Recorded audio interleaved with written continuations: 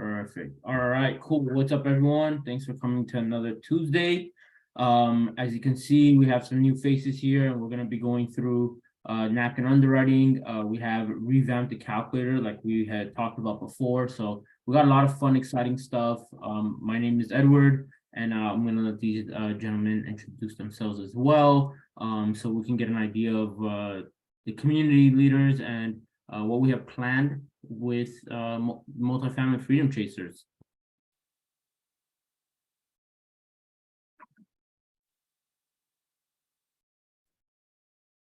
Awesome, man. Thanks, Ed. Appreciate you having us on here. And hello, everybody. It's going to be a small but mighty group. And guys, we have some good stuff coming up tonight, and hopefully good stuff coming up in the future on an ongoing basis. So with that said, just a quick introduction of what we're going to be going over tonight. We're going to talk about who we are and what we're doing here and how we're going to move forward with the Napkin underwriting Zoom. Whoops.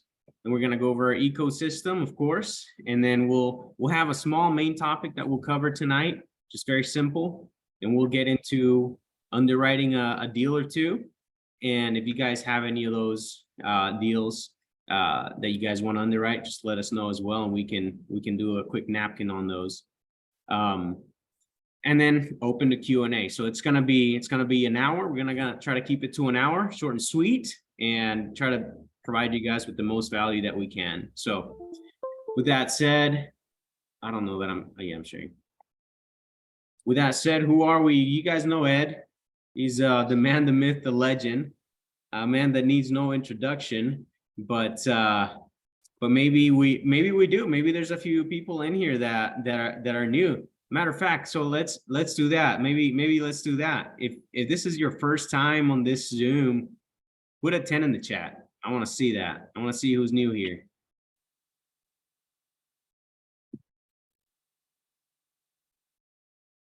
Man, looks like everyone's been around. Everybody's an underwriting warrior. Let's go. Man, we got that's Victor awesome. into the G in the room, guys. Oh no, man! Look Look at at that. No pressure, guys. Hey, Hey, what's guys. going on, Victor? What up, Victor? How's everything? Good. Man, a pleasure having you here. So, man, so it looks like everybody's been here before. Well, if you've been here already before, put a 1 in the chat. Let's see. Let's see if everybody's either asleep or they've all been here. Let's see what's going on. So is Marcel allowed to put a number in? Because I see he just jumped on too. I don't know, man. He's one of the co-founders, man. Yeah, he put There he is. Marcel and Victor put a 0 because they're like, we're here first. So we made this whole thing. We made this ecosystem. I love it. Well, all right, great. Hey, listen. So to those who have been here before, then it looks like everybody's been here before. So then Ed needs no introduction, but introduce yourself anyway, man. Give us a quick highlight of who you are, and then we'll jump in it. So what's up, guys? Edward Shamirian, as you guys, most of you know me. My phone number is in my name. So please, if you have any questions, feel free to text me, call me anytime. I do underwriting, also work in acquisitions, also work in the negotiating aspect of things, have experience with property management and operations, own property currently in Los Angeles where I live. Would love to get more out here, but obviously I do look out of state because it makes more sense. So yeah, please let me know how I can help you guys with any underwriting questions, negotiations, property questions, ideas, and you just want to shoot back and forth. Please reach out. I love talking real estate. Been in this game for a little bit of time now, and always having fun with everyone here on these Tuesday night calls, the Monday calls with Peter on the broker outreach. So you guys are awesome community. Looking forward to growing and continuing this journey week to week. And I'll let these guys who are going to be hopping on and part of the party with the Will and Aldo, you guys take over. Let them know who you are. All right, man. I just saw a familiar face I haven't seen in a while pop on. Daniel, shout out to you, sir. What's up, Daniel? How you doing, man? It's good to see your face. Hey, awesome. I'm inspired, man. I'm ready to learn. Come on, let's go. Let's go. This is it. Will, go for it, man. Well, what's up, everyone? My name is Will Otis, and Ed, appreciate you guys having us. Marcel, Victor, thank you for asking Aldo and I to help join this Zoom and come alongside Ed. So we're super excited to be here. Just briefly about who we are. My name is Will Otis, and currently live in Chattanooga, Tennessee. And I have the pleasure of working with Aldo and Chetta in a variety of different ways. We've been ride or die partners for the last 10 to 15 years now, working for several different property management companies, primarily in the senior living space. All of my experience has been primarily in operations. Aldo has had a mix of operations and most recently asset management. A little bit about me, just like the rest of the guys in this group. I mean, we are W-2 professionals that have a dream of finding that freedom through multifamily real estate. And so super excited. I started investing in real estate about 10 years ago, and have several units that owner also manage as well. And but we're looking to grow in the Chattanooga, Birmingham, and Knoxville markets. So super excited about that. Stoke Holding Solutions, but man, we're just really pleased to be here with the MSC crew. And yeah, that's a little bit about me. I have a wife and a daughter. They're two most important people in my life. And so yeah, but super excited to be here tonight. Look forward to come alongside all of you and hear about deals that you guys are bringing to the table here. And we want this to be interactive, and you guys be a part of this tonight. So and we'll have a moment here in a second for you guys to introduce yourselves. But Aldo, tell us a little bit about who you are.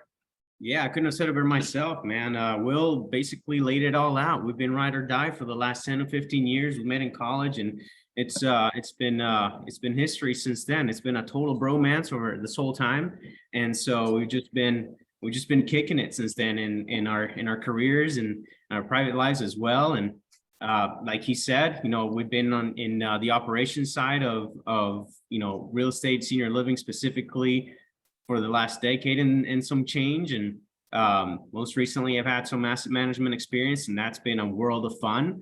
Learned a lot through that. And so hopefully we can use these skills to bring value to you. And that's really the point. We are here tonight, and we're here every single night to bring at the most value that we can to you, so that you can take action and take the next step, because we know where you are. We are there as well. Will mentioned we're both W-2s. We both have families with little ones. I am married with 2 kids, and man, life is busy. And you hear this every weekend and every week on the activation Zoom. If we can do it, and if these guys can do it, we're here to encourage you and tell you you can do it as well. So we're here to provide that value, and hopefully we do. And then we want to hear from you as well about the things that you want to look at and get more experience on. And we're going to do the best that we can to deliver. So with that said, let's get going. So I'd be remiss to say something. Hold on. Sorry, Ed. I'd be remiss to not have either Marcel or Victor say a little something here. I don't want to get in trouble with the bosses. You know what I mean? Come on, guys. First day at work, nerves. You guys are the bosses, man. It's all about you guys. We're just hanging out in the background and enjoy watching you guys. I love it. Yeah, this is your show. This is your time. Sounds good. I love it. So Let's go. I want everyone to think for you guys that from what we're asking earlier, it seems like everyone here has been on a few of these calls. One thing I want everyone to notice too, and credit to Will and Aldo, and why you notice they have different backgrounds, and they're involved with us now on the leadership side, and they're going to start hosting the Zooms and being involved, is because they participated. And we felt like, hey, you guys want to take the time, they want to give back, like we all intend to do with the group of leaders here at MFC. And 2 weeks ago, we were having a conversation on this same Zoom, and if you noticed, we had a different background, right? But now everyone or these two here have joined us, and they're going to be very involved with the Zoom, and we've spent time, us three, collabing and putting a calculator together, and we're just going to improve on it from there. And we're taking time out of these Zooms to make sure we can bring value to you guys. So participating, being involved is what these guys did, and now they're on the Zoom with us, you know, so honor to have them. We're thankful to have them in the community. I don't think there's a better introduction we can do, or people who can add to this group. Honestly, I like, it's been a joy so far. So one thing that we do want to do week to week as well, just so that you got to know us, but we also want to get to know you, is Aldo and Will were the first people to do it, and we're going to start just this tradition is every week we're going to pick 1 to 2 people, depending how long it takes, and just tell us a little bit about yourself. You know, we also do have a directory, which I'm going to share the link and the form so that you guys have the ability to see and network with the rest of the community, because I think it's very important. You know, not everyone has the ability to be on these Zooms, but they do watch them. You know, the YouTube channel has views, the replays get watched. So I want to make sure that you guys have the ability to connect with other members. And if you have a deal somewhere, you have a question about a specific market, or you have a question about, or just having boots on the ground, you want to make sure that, hey, this is a place I know I can go to, and there's other people that are like-minded and that I can trust, that want to work together with me and just help me out, you know. And that's what a community is all about. So the 2 things I shared here, make sure you fill one out and save the other. Fill out the form with your information, so that we know it'll automatically populate into the directory. And the directory is also one of the links I gave you. Share that, it updates automatically. And let's have some fun. Let's rock and roll. Any questions before we start? Anything else you guys want to bring up? Nothing? We're all good? Yeah, let's get to know a few people. Does So anyone who wants want to to go first? introduce themselves now? Raise your hand. Daniel, go for it, man. I see you came off mute. Tell us who you are, man. Awesome. Thank you, Hey, Danny. Daniel Lucas, I've got about 10 years of deals, mostly syndication. I own some rental properties as well. I'm proud to say I've met Aldo several times and hope to work with him someday. I've met William as well, and just here to learn. Thanks. Where are you located? Downtown Chattanooga. Let's go, Okay. Chattanooga, baby. Yeah, Nice, nice. a hot market, man. Is that where you're looking to, is that the market you're looking to focus in? No, it's been pretty much picked over. Okay. All right. Multifamily. I'm trying to do a bigger multifamily deal and get past the 5 to 10 unit mark. Okay. So your You're in goals the right around place. 15 plus, fair to say? Yes, that's fair to say. Awesome, awesome. All right. Well, very nice to meet you. And then, as you know, if you guys or how about this? One thing we should do as well. Put your contact info in the chat. Change your name like we have our names changed. I like putting my phone number just because I want you guys to have the ability to reach me anytime. So please don't hesitate to call me if you do. I see we have one more person that raised their hand as well. So let me bring them Please. up. Yes, sir. This is Luis Castillo. I'm from Miami. Thank you. Hey, Thank you very hey. much. Good to see so many people. I'm Luis. I'm from Miami, Florida. Being in real estate since '93, been on and off. I survived the crash in 2008. I was doing JV, took some break. I developed another business, which has become a residual income now. That gave me now 100% to be in multifamily. That was during the time the crush took me to the other business, and the other business now coming back to multifamily. So I was a very crazy investing. I even bought a multifamily in Brazil. Yeah, that was a long story, but I'm back and took a mentorship because we need to learn. And for a year, and I got a property ready with partners in Lubbock, Texas, that we closed in December last year. Beautiful. And I have 2 LOI right now working. So I don't know So where thank you very much. I don't want to. I don't know where I want to visit more. You in Miami or the multifamily place in Brazil? Go during- Come on, man. The Go soccer. during carnival. Go during carnival. Yes. See, the soccer fan in me wants to go to a soccer game in Brazil. The 21-year-old me saying go to Miami. Well, 21 was 9 years ago, Yeah. but you get my point. Right, right. Yeah, and you come to Miami, go to Miami Beach, South Beach. Okay, hold on. Let's go. I'm coming. I'm on my way. That's awesome. Hey, Luis, thanks for connecting with us, man, and glad to have you on here. And it sounds like you're already a pro, and we welcome you here, man. Thanks for coming. I'm learning in syndication. That's a Good. good thing for me. Awesome. I'm a baby there, so I'm learning of that. That's right. You came to the right place. So Yeah, what Louis, was- I think we met you at the 10X Real Estate Summit back in December. Have you why don't you put some more contact information in the chat for everybody to reach Yeah. reach out to you? Because Louis is a good guy to know. Yeah, Awesome. thank There you you. go. Yeah, and also planning to go to Marco Blanc. I think he's place in Texas. So he Nice. has an event coming up. And yeah. Well, So- thank you. Amazing, Absolutely. amazing. And then actually you brought up a good point, and I wanted to mention this earlier with Aldo and Will. It's guys, everyone here is so diverse in different skill sets and where they are in their real estate investing career that don't ever feel like there's a question that is too off topic to ask. You know, the point is that we want to make sure that we are able to provide value on all levels of this game and this business that we're all trying to get involved in and do more in. So Luis has experience internationally, which I sure don't have. And like Aldo and Will were mentioning, they have a different kind of operations experience that I don't have either.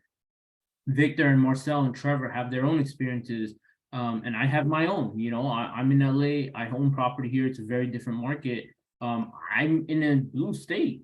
That's a different experience from everyone else as well, for most people, you know. So to me, tenants have the power where in most places they don't. So don't hesitate to ask any question regarding underwriting, but as well just in real estate. Like as you guys noticed last time, although Will and I had a great conversation, we didn't open the Napkin underwriting. Like as much as that is the objective of this, we can get off topic because we're just trying to create a vault of education and value that anyone can go back to. And luckily we have a great team that puts notes in what we discuss, make it as easy as possible for you to use the resources here. And that's our objective is to be as valuable as we can to the community.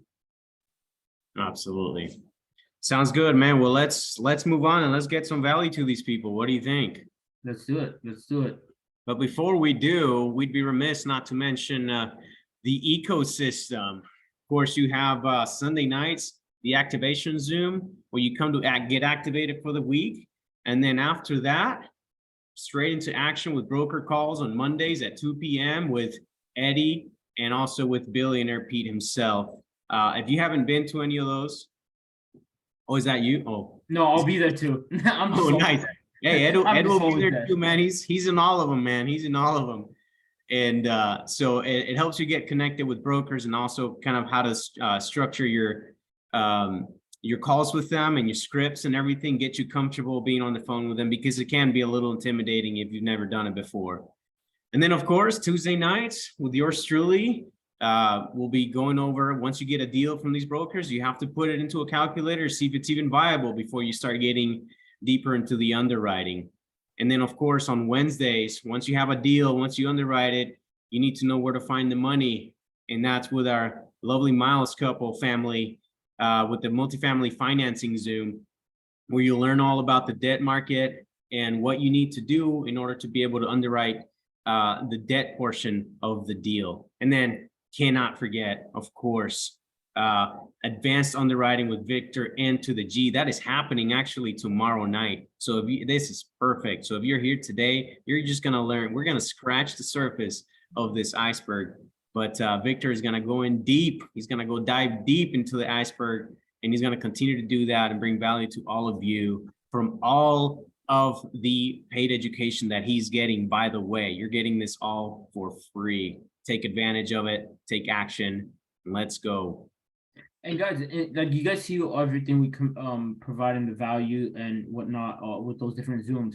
There's a lot in multifamily space that still hasn't been covered. You know, we can't cover it all. So make suggestions, ask those questions, throw out recommendations. If you feel like you specialize in one of those things that we don't discuss, and you're like, hey, I think I could host a Zoom every week. You know, like talk to Marcel, talk to Victor, bring it up to us. And we can kind of see how gauge the interest of the community and see, hey, we want more leaders. We want people stepping up. So it's always awesome. And that's kind of how we got here. And so please let us know, you know, the more communication and feedback we get, the more we can grow and make this better. And this is just some of our contact information. As I mentioned, and all of our phone numbers are in our names, so we're very easy to reach. Email us. We are definitely on top of our emails, and it gives you an opportunity to connect with us directly. Someone today gave me a call. Hey, I have a question about this. Feel free, guys. Like, I do this full time. My phone number is here and available to you all because I'm gonna pick up. It's nice if you text me just in case I don't know who it is. So please text me before, but if you call me, there's a good chance I pick up anyway. So yeah, this is just our emails. Take a screenshot, picture, save it, and hope you guys send some deals that our way, and we can help underwrite it here and take it to the next level if it need be. That's right. So this is our contact info. And now let's get into what we're going to talk about tonight. And this will be a collaboration, you know, between all of us. And it's going to be very simple. It's just going to be very high level, very simple, like a restart, a reset of the Napkin Underwriting Zoom. And we're going to cover what is Napkin Underwriting, what the purpose of it is, and what it is that you need in order to underwrite, do a Napkin Underwriting. And then we're going to go over the tool with some of the deals. So Ed, man, what is Napkin Underwriting, brother? So great question. And we've gone over this, but this is something that I think it's really important when it comes to any form of involvement in a multifamily deal, because it's funny how many people you see on these bigger teams and how many people the leaders and decision makers, they are not their primary underwriter. And a lot of people just know the underwriting because you're going to get deals everywhere, you know, whether you're the leader of the team, whether you're the capital raiser of the team, whether you're the asset manager, property manager, operation, doesn't matter what role you play. You can be the person who builds the website. Deals are going to come your way. And to really be involved and invested in a deal, you really want to understand what those numbers mean. You want to understand if this changes, this happens. And the Napkin Underwriting is the easiest way to understand that. You know, we don't jump into calculus or some crazy quantum math that I don't understand day one. You know, you start first learning the simple stuff and learning how to do the basic rules of thumb, and from there you add up to it and grow into this crazy monster that you can into the advanced underwriting. But if you don't know the simple stuff, it makes the advanced very difficult. And that's what we're here to do, is to make it as simple as we can, make it so that you can do it quickly and efficiently. I think that's important as well, because hopefully we all get to the point where we're so busy that we have too many deals to underwrite. So in order to be effective in sending LOIs out, we want to be efficient with your time. And that's what the Napkin Underwriting also helps. So I covered a few of the points on this slide, but it's definitely something that I think I use, and I analyze deals all day. So for me, if I can't go through it quick and know if it's worth my time or not, I would be very ineffective. That's exactly right. And I think, to quote Marcel and the Freedom Boys, you know, it's all about building efficiencies and efficacies as well, making sure that once you have a load of deals coming in, you want to be able to analyze these quickly, and you want to be able to say yay or nay to a deal in 5 to 10 minutes of you putting information in. So Will, what would you say the purpose of a Napkin Underwriting is? Yeah, so I think for me personally, the purpose of Napkin Underwriting is to just see, does this deal make sense? Is this something that is worth us pursuing further? Is this deal something that, we should take a look at a little bit deeper and either A, find someone to help us with more advanced underwriting, or B, start plugging that into a calculator, talk to the broker. But I think, for Aldo and I, as we've been going through deals and kind of looking at it, for us, the Napkin's just been, a really quick glance of, hey, does this deal make sense? Are they asking way too much for this deal? Or, hey, is the asking price, is the guidance on this, where it needs to be? Just kind of give you kind of a ballpark idea of really, whether or not you should pursue a deal. So that's kind of in my mind, the purpose of Napkin underwriting. But Aldo, feel free to expound on that. No, that's exactly right. Before we even drive a deal, we put it under the Napkin underwriting, make sure that we're not wasting gas to go look at a deal. There's a lot of stuff that needs to happen before you get deeper, and this is one of those things. So in order for you to get data into an underwriting deal, you need some data, right? So what is it that you need to put into a Napkin underwriting deal? Well, at least two things. You need a rent roll, the most current rent roll you can get, and you need some sort of T12. You need to know or have some sort of idea of what the expense ratio is in this asset, and we'll go over that. And I want to elaborate on that too. You want to have essentially the most recent snapshot or a snapshot of a time period of how does this building operate? It's as with any business, with any form of multifamily building you're going to be analyzing, you want to know what comes in, what goes out. Where is it going out to is a big question. And how are you acquiring what is coming in?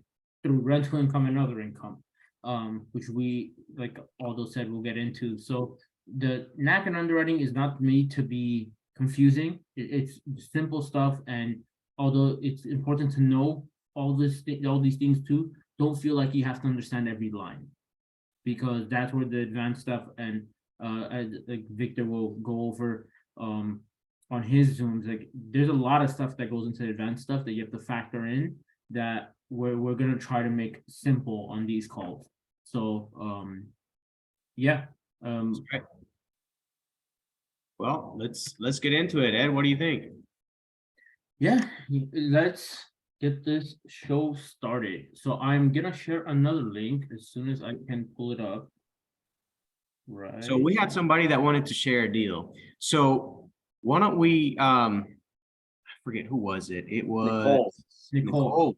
Yeah, Nicole, why don't you start typing out some of the details on here? What I'm gonna do first is go over this. By the way, we totally just built a tool like last night from scratch, and felt like this was going to be the best combination of not necessarily a beginner tool, but a simple, quick tool, but also with enough information to make it viable, to make it a good tool. So here we go. We have a couple things on here. So I'll get it going here.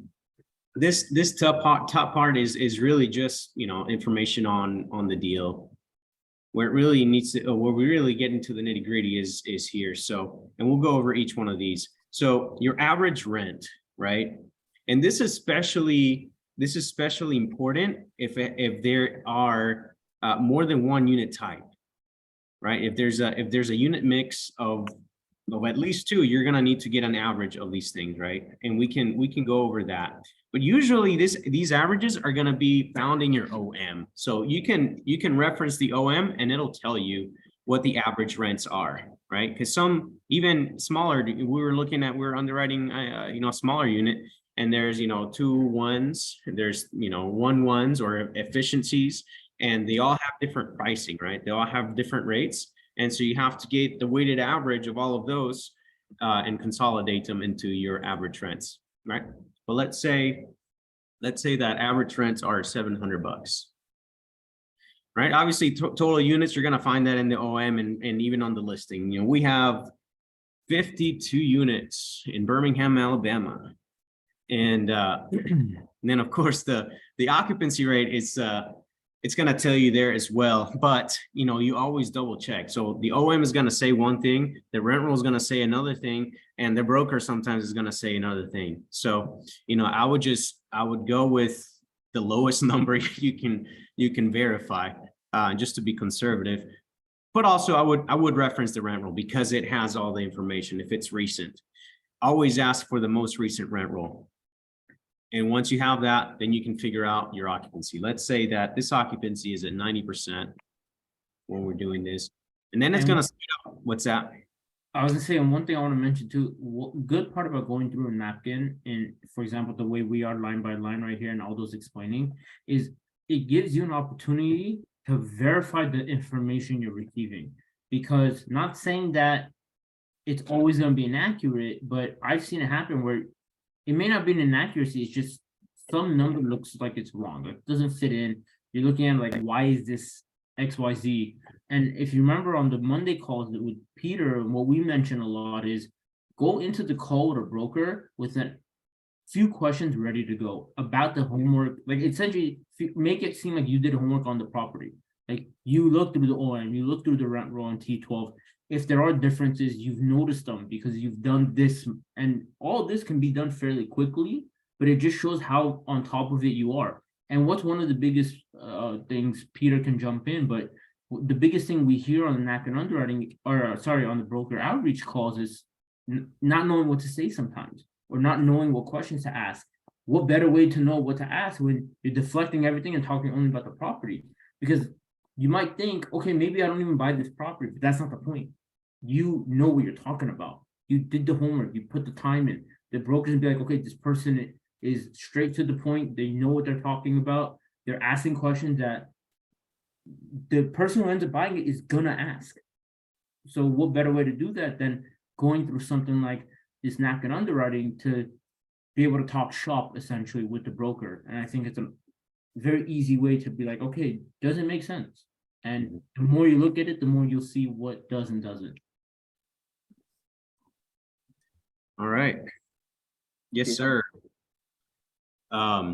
This is guidance. Okay. So 3 million. All right. So these, anything in blue is an input. It means you mess with it. Anything in black, you don't mess with it because it's a formula. And if you mess with it, it might throw everything off. So just be conscious. If you want to mess with it and put some hard data, just make sure you make a copy of it and carry it over so you don't lose the formula, right? So then it's going to calculate the total income for the year. This is the total income for the year at 90% with the average rent. You need to know that because then we need to calculate potential NOI. How do we do that? By figuring out what the expense ratio is. Now, Victor N to the G has had some amazing Zooms on underwriting. And several times he has mentioned essentially this concept of expense ratio, when to use this, when to use that, what a rule of thumb is here and there. Now, of course, we got to be careful with rules of thumb, but he's done a great job of going over and kind of giving us some guidelines as to how to do that. Now, I'll pause here and jump over down here because down here is some important information about the class and the rehab level that you need, right? So if it's a C class, it's gonna shoot out an expense ratio of 50%. Same thing for B class, and then we'll get a 45% ratio for an A class, just so that you can have that on there. And then we'll skip back up here and get back later to the rehab level. So then it's going to calculate an NOI from there, from the expense ratio. What's that? What does that even mean? Well, if you make $393,000 in revenue that year, and the expense ratio is 50%, it means half of your revenue is going to be your net operating income, which means that all the expenses that you used in order to operate the property, this is key, to operate the property are $196,560. What are things that are not included in operating the property? Things like your mortgage, things like depreciation, things like, there's a few other things that we call go below the line. And these are not counted in NOI, but Here's a big one too. Here's a big one too, real quick to that. It's who's the most important person in the transaction? Well, the person you pay second. First is the bank, because they're your mortgage. Second is your investor. Right. You have to remember, any deal that you go into, you need to not, and this is beyond Napkin, of course, but you have to think of this as well. What is it going to cost me, or what can I give to an investor that I want to ask money for? What am I offering them? Sure, the property looks great. I'm going to make it worth double what it is today and what we buy it at. But what are you offering them other than that? Percentages, preferred returns, and all this stuff. We'll get into those. Like, those are all conversations that I want you to think about, and topics I want you to think about and be aware of. But we'll get into more details of that either this week or next. That's right. And so that's your NOI number. And from your NOI in commercial real estate, the value of a property is based on the net operating income of the property, right? And you know, there's some complex formulas and algebras and calculi that go into this that I'm sure Victor N to the G will get into later on, or maybe not. But basically, we take the market value of a property by using what's called the cap rate, the capitalization rate, right? And we can go deep into that later. But right now, just know that there are certain areas that have a certain cap rate based on what's going on in the market, right? And there's other external factors, of course, that affect cap rates, but we won't talk about those tonight.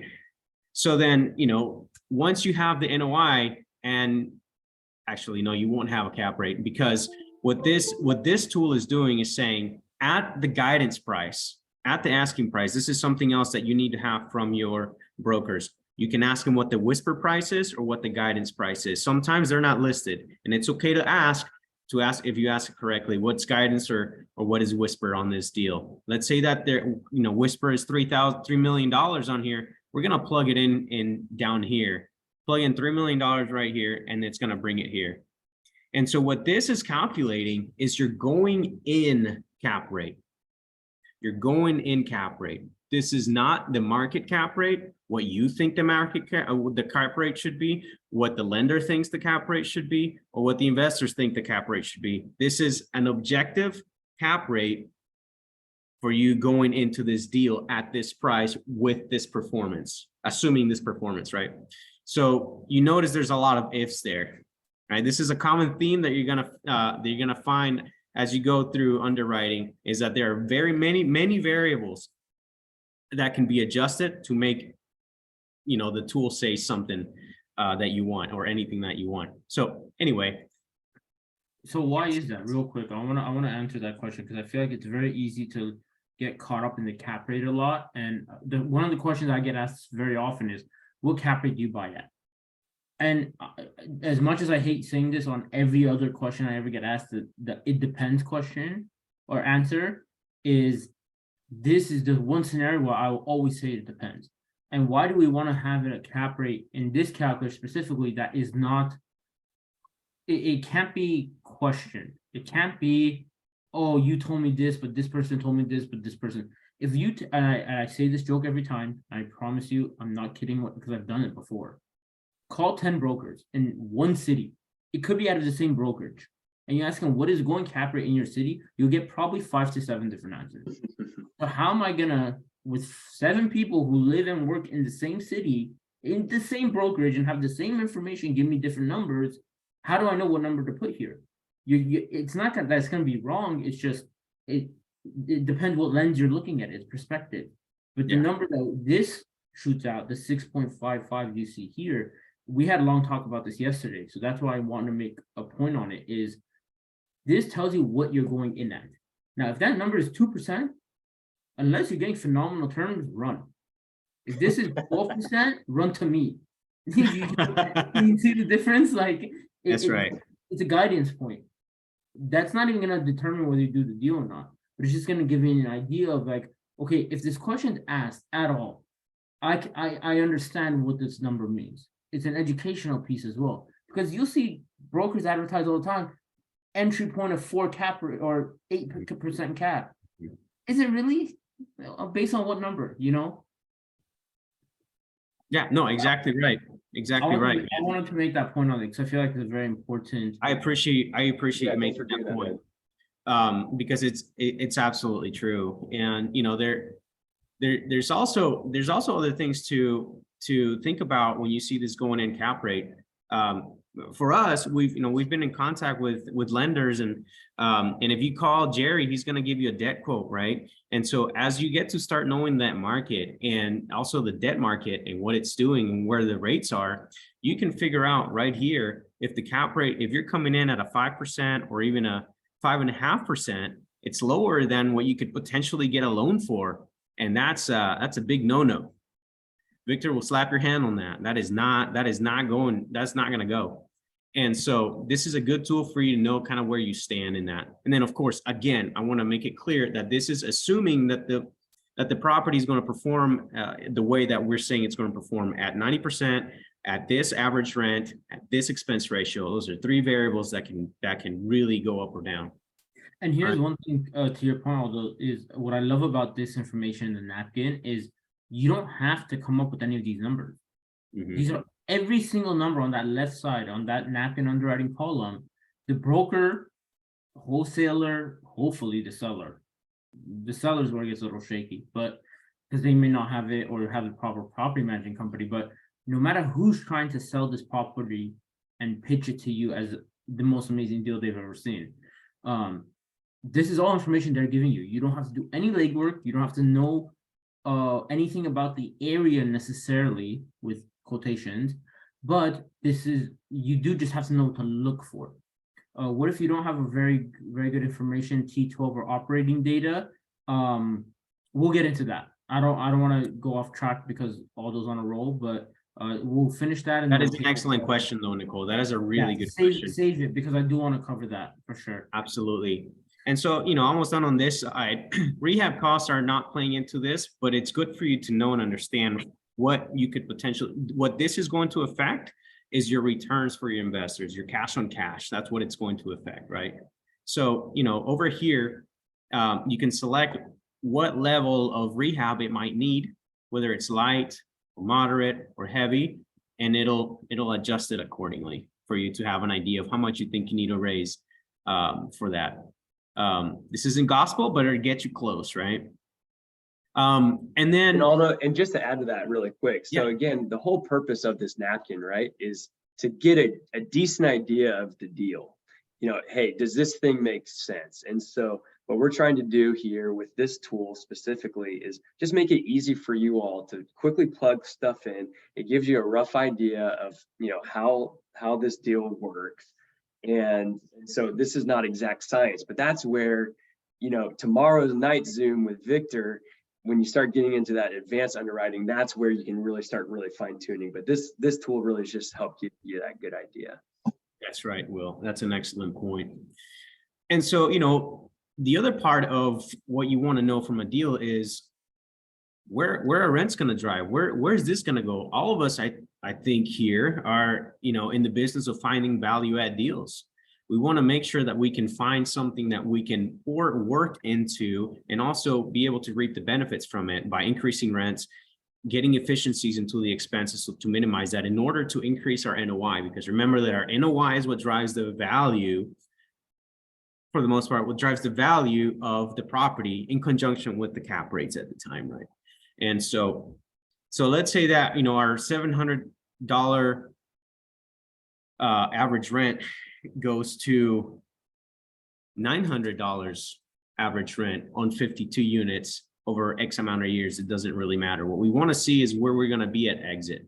If we think we can drive to $900 a unit, what's it going to do? And if the market is saying like this is the highest you can go on this, then you plug that in to see if it's a viable purchase, right? And we're going to assume again, let's just say we're going to work really hard and make sure that this is filled up. And we're going to say, hey, look, we're going to sell this out at 95%. You might want to be more conservative and put 90%, but we like to be aggressive and push ourselves a little bit. So then it calculates your income, there's your expense ratio. and your new NOI. And then this little guy right here, the cap rate at purchase, what it tells you essentially is when you bought it, it was at a 6.55 cap rate at purchase, right? You're going in cap rate. And when you sell it, because your NOI has gone up, your cap rate has also gone up. So what is that? Let's just kind of stay here for a second. What cap rate really is? It's called capitalization rate. It means how much are you of a return are you getting in comparison to the price that you paid, right?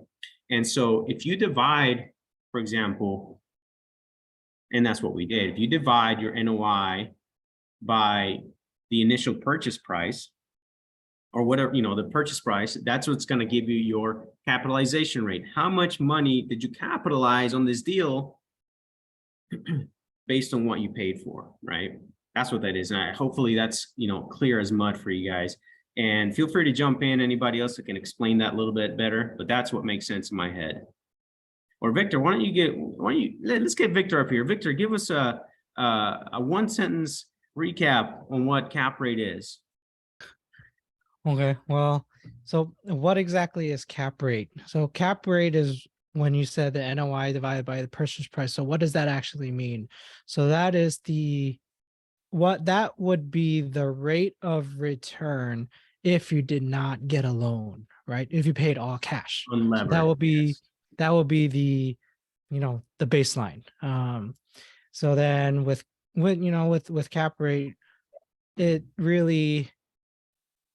really tied with the interest rate, right? So if you have a cap rate if your entry cap rate is lower than your interest rate, what does that mean? That means when you take out a loan, you're actually having a less return on your money than if you ended up buying cash. So this cap rate is a very fluid concept. It's not a set in stone. Oh, this market is this cap rate. This is what everybody's buying at. And honestly, no one's really buying on cap rate. Everyone's buying on the return. So it depends on your business plan, and what your risks are. So what is your target IRR? And that's your risk. So that's kind of my way of thinking about cap rate.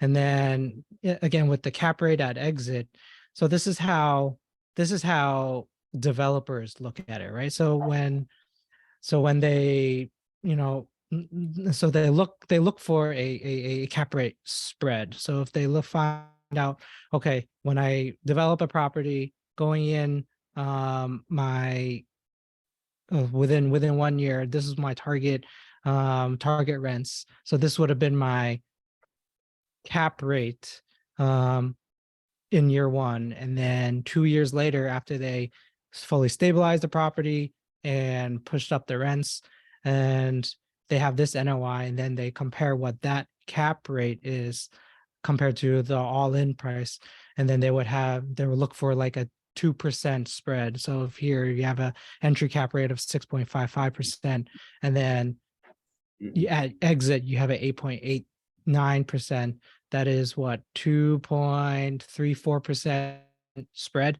That would be what a developer will be looking for. What is their cap rate spread? And that's what they base off of their decisions whether to build or not to build. So and again, cap rates, it all depends on what your risks are. So you nailed it, man. You absolutely nailed it. And I would say that, like you said, they look at it to see what the returns will look like at the end based on the initial purchase price, right? And so it's a good way for us to see, did that number go up or did it go down? If it went up based on this calculator, it's good. If it went down, that's not good. Now, depending on how much you want it to go up, that's another question. I see a couple of questions. Yeah. Yeah, and also in addition, not only how much it goes up, but what does it cost you to increase it? That's important to think about too. So the Sure. NOI, one thing we did on this calculator is we didn't really focus on or confusing things with the rehab component of it, but we did put it there because it's something you need to know. So the 624, for example, on this one, of 12,000 per unit rehab. That number, it's like if I'm going from 700 to 900 and I'm spending 624, you see the NOI increase. So you see the cap rate increase. You want to make sure that does the money I'm investing in this actually even make sense? Like if I told you, hey, I'm gonna give me $624,000 and I'll return this much percentage, would you take the deal? And that's the kind of the point of the napkin as well, where it's very easy to kind of understand, okay, this is what we're looking at, and this is the spread. And I think it's a very important part of it. Also, one thing regarding the cap rate, like Victor was mentioning, what affects your return more than anything is it's not necessarily the cap rate, it's what are the terms you're buying at. And we'll get more into this and show you guys how on a future date on how being strategic and creative with your debt and where you're getting it from and how you're getting it can make a bad deal look good. Let's be honest. If you give me a bad deal and you say, hey, the seller's carrying 90%, sign me up. At that point, for 10 years, like, okay, unless I really screw something up, there's a good chance I make money on this. So I don't want to get too far into that. We are coming towards the end and we got some questions to answer too. So yeah, I think Nicole threw some numbers in the chat, so we want to bring her up. Let's do that real quick. Walk through this deal. And guys, and one other thing too that I want to make sure, and I'm just going to, as a reminder, so every week we want you guys to bring deals that we can throw into the calculator and hopefully provide you guys some value. So come prepared. And so Nicole, kudos to you for coming with the deal tonight. Really appreciate you doing that. So let's kind of talk through this deal a little bit. Okay. Hi, everybody. See, I'll go on camera. Right. Hello. Hello. So this deal was brought to me by a wholesaler, and it's in Alabama. So I don't know if when you were speaking, if you like accidentally said that or coincidentally said Alabama, but it's 16 units. There are 5 units of the 16 are occupied, and the 11 that are vacant need total rehab. Okay. The average rent, I'm new to the Alabama market and the Birmingham market, so I'm learning all this. Is $500 for the existing clients. And what class is it? It's definitely a C. It's a C. And do you know what the rehab level is going to be on that? I think it's heavy because the roof needs to be done, and one string, there are two strings that are vacant that make up the 11, and it needs a roof, it needs total interior rehab. Where is this deal in Birmingham, by the way? Where it like in the air, is it northeast, southwest? I don't know it that well, Aldo. I don't know this town as well. It's because we kind of we've seen some deals out there in the north area, northeast area. So I was gonna try to see if, I could say your rents could probably go up if you fix it up. I know it's near a shopping center and a new arena that they built, I guess, when the World Games were here last year. Uptown. But it's definitely and not too far from this hospital. There's a police station not too far away. Also, when you get interior into the neighborhood, it's a little rough. Yeah, we know that area well. Really? It's downtown. Near Central No, Park. it's not down. It's not downtown, but it's about 15 minutes away from downtown. So I have it near Central Park, West End, Oakwood Place. That's what I'm West saying. End. I think I've heard West End. West End. Oh, if you're talking West End, that's the opposite way. Near Legion Field. Okay. Yep. No, okay. Not that arena. Okay, not the new UAB arena. No. It's about 15 minutes from downtown. It's towards Fairfield. Got it. Okay. Cool. Let's carry on. Joel, you seem to know that area well. Are you from Birmingham?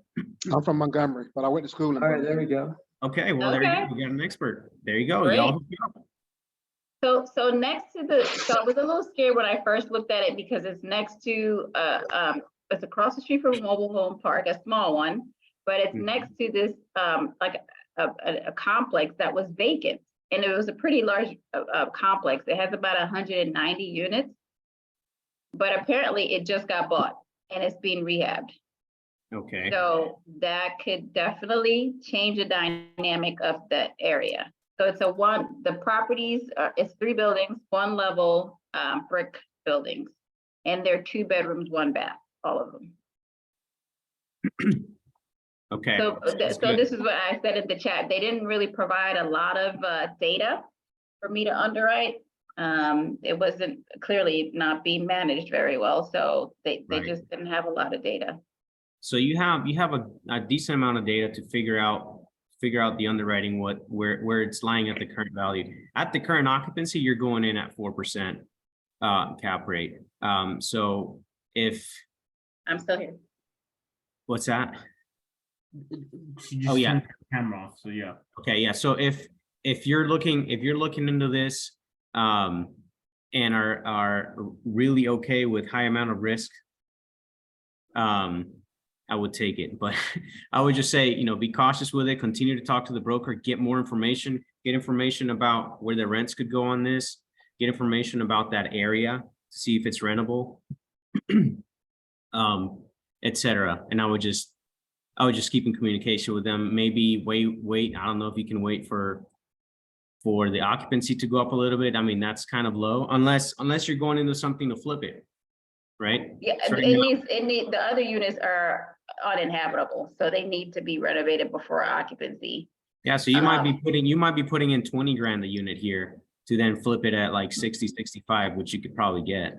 So that's okay, so my estimate, because I'm from the Northeast, in Maryland, something like that would be like $70,000 to rehab. Of course, he said 25, so I underwrote it with my high number, but I don't know, Joel, and maybe you know what the numbers are like down here for renovation for a total gut rehab. So, Well, yeah. I think it also depends on what you are considering, a full rehab.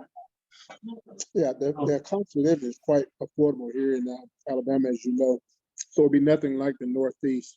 I haven't seen this, I don't know exactly where it is, but I would probably say closer to 25, 30,000 units.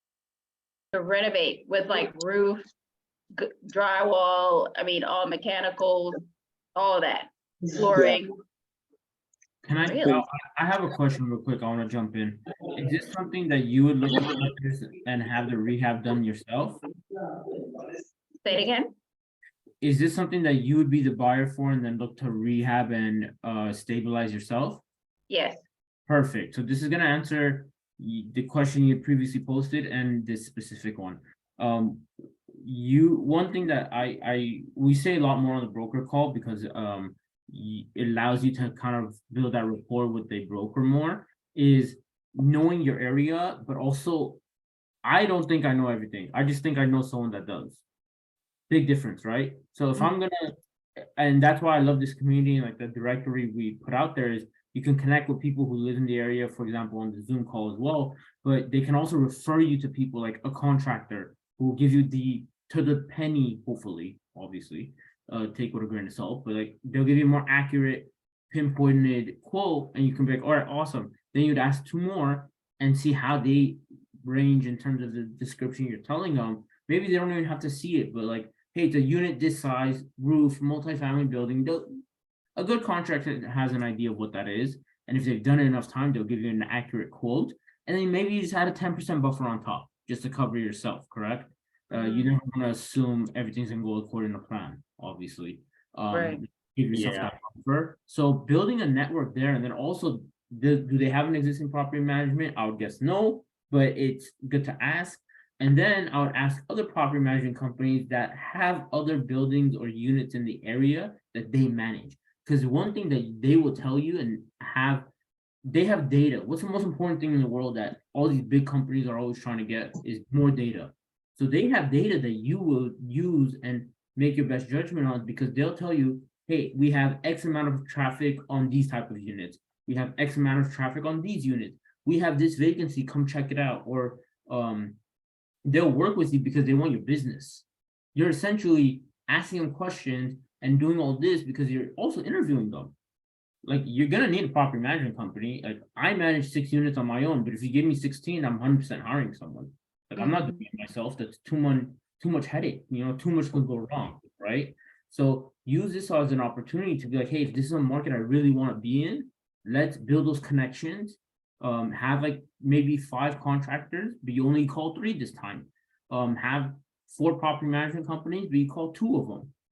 Maybe the neighbor building has a property management company. You find out who they are. They're definitely going to know what the market's like because they're literally right next door. So use those resources as little like tricks to shortcut the way to getting the most accurate and best answers you can for your questions. Because I know LA, but if you put me, for example, in this neighborhood, I wouldn't know which street turns the rent upside down. I have no idea. So it's obvious that Ed is passionate about this topic, and so are we all. And unfortunately, we have hit our 1 hour mark. I think what we can do here, though, is Nicole, let's connect. Let's connect and let's keep in touch here. I also think that we probably need to allow for 1 or 2 questions. Tanya had a good question. I think we answered that, and then we can wrap it up and start again next week. We just want to be conscious of you guys' time, and because we know how life can be. So why don't we answer Tanya's question? Nicole, thank you so much for bringing this up. This was a great exercise. And does everybody have the sheet so you can start using it? I shared it multiple times. Make sure you copy. Nicole, I got your email as well as the rest of us. I saw we were tagged on it, so we can create a thread there and continue the conversation.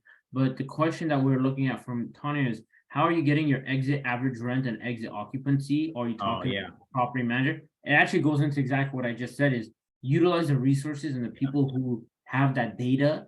And also I use Rent-O-Meter just as a heads up, like as a guidance. It gives me a nice little bit of a summary. Do I rely on it 100%?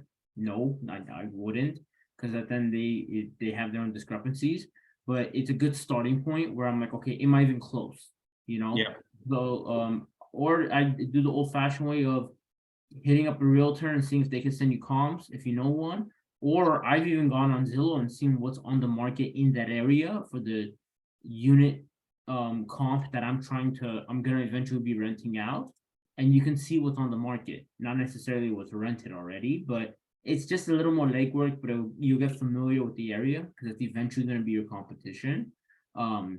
But it definitely use property management companies. I think that's the most valuable source, and they're going to be nice and work with you and go out of their way. They want your business. Property manager, the margins aren't that big for a company. They need the volume, and you're going to be providing that by if they build a good relationship with you. So definitely capitalize on that opportunity. That's right. So yeah, guys, this has been great. This has been fun. Thanks for answering that, Ed. And thanks to all of you for participating tonight. This was awesome. We had a ton of fun. We're super pumped to do this again, over the next several weeks, and get more deals on here done, get more questions from you guys and more guidance about what you guys want to start learning about. So with that said, we're going to send you off tonight. Go home, think about underwriting, because tomorrow night you're going to get with Victor and to the G. So Victor, did you want to say something, brother? Yeah, thank you guys for showing up. We're going to be very clean. Victor, you're trying to say something. Sorry, man. I saw you talking. My bad. Couldn't hear you. Can you guys hear me? Yeah, there you go, man. All right. Yeah, I think my mic is messing up. But yeah, tomorrow we're going to be talking about more market analysis. We're going to talk about the figuring out demand and supply of a particular market, and then also talking about how to identify what quadrant of the real estate cycle your market is in, and why this is so important, because the output of your market analysis ends up being the input of your financial analysis. So that's what I'm going to be talking about tomorrow. Love it. You heard it here first, folks. Can't wait. Can't wait. Aldo, Hit me up. What's up? before you guys head out, I would like to ask everybody, share some love with these guys, Aldo, Will, Ed. Make sure people know, put some stuff in the Facebook group if you enjoyed the time with Aldo, Will, and Ed. Let people know what they're doing here so other people can take advantage of this as well. Take a screenshot, post it on your IG, tag these folks in it. Let's share some love, make this bigger, and grow as a community together. That's all. Thanks, go. guys. You Thanks, guys did Marcel. awesome. Great job, guys. That's right. All right, guys. With that said, You guys are awesome. Thank you. Send you out. Amazing you. Tuesday. Peace. Good Hey, job, Guys, have a guys. good night. thanks, Victor. Later. Ratio.